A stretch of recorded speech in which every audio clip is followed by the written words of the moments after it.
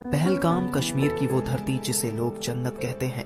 ऊंचे पहाड़, बहती हवा और बैसरण का वो मेडो जहां सैकड़ों लोग सिर्फ सुकून ढूंढने आते हैं। लेकिन 22 अप्रैल 2025 को इस जन्नत में वो हुआ जो किसी ने सोचा भी नहीं था।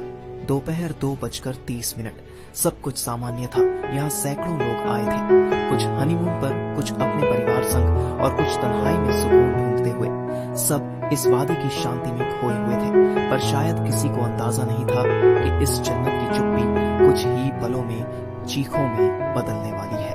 अचानक से 3 आतंकवादी जंगल से निकलते हैं, सेना की वर्दी में, हथियारों से लैस, AK-47, हैंड ग्रेनेड और पूरी प्लानिंग के साथ। सूत्रों के अनुसार ये आतंकी TRF रेजिस्टेंस फ्रंट के सदस्य थे, जो लश्कर-ए-तैयबा से जुड़ा संगठन है। उन्होंने सेना की वर्दी पहन रखी थी ताकि भ्रम फैलाया जा सके। आते ही उन्होंने गोलियां चलानी शुरू कर दी। प्रत्यक्षदर्शियों के अनुसार आतंकियों ने कुछ लोगों से आते ही उन्होंने गोलियां चलानी शुरू कर दी।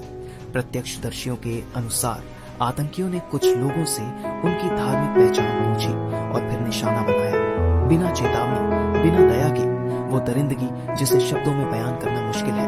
लोग जान बचाकर भागे। कोई बच्चा माँ की गोद में था, कोई पति पत्नी का हाथ खींच रहा था, लेकिन सब नहीं बच पाए। 26 मासूम जिंदगियां हमेशा के लिए खामोश हो गई। इस दिल दहला देने वाले हमले में 26 मासूम लोगों की जिंदगियां छिन गईं। इन शहीदों में थे भारतीय नौसेना के जांबाज अफसर लेफ्टिनेंट विनय नरवाल, एक ऐसा नौजवान जिसकी शादी को अभी सिर्फ कुछ ही हफ्ते ही हुए थे। उनकी नई नवेली जिंदगी, सपनों से भरा घर, सब कुछ एक पल में उजड़ गया। एक इंटेलिजेंस ब्यूरो के अफसर भी मौके पर शहीद हो गए। इसके अलावा 2 विदेशी नागरिक, एक UAE और एक नेपाल से थे।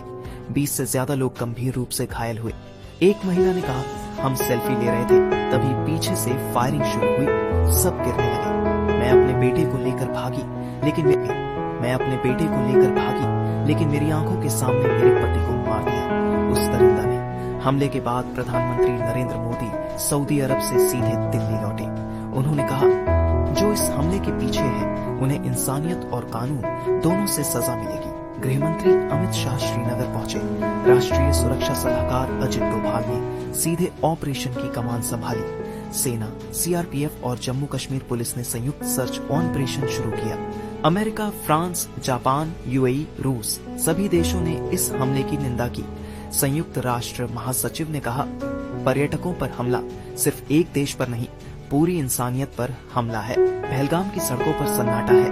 टैक्सी ड्राइवर, होटल मालिक, शॉपकीपर सब सहमे हुए हैं। कई यात्रियों ने अमरनाथ यात्रा की बुकिंग रद्द कर दी है। एक लोकल गाइड ने कहा, ये सिर्फ टूरिज्म का नुकसान नहीं, हमारा हौसला भी टूटा है। हर गोली सिर्फ एक शरीर नहीं गिराती, वो पूरे परिवार को तोड़ देती है। लेकिन भारत न पहले झुका है, न अब झुकेगा। हम अपने पर्यटकों की रक्षा करेंगे, अपने लोगों का साथ देंगे और आतंकवाद को उसकी जड़ों से खत्म करेंगे। ये जन्नत फिर मुस्कुराएगी, क्योंकि आतंक की कोई जमीन नहीं होती।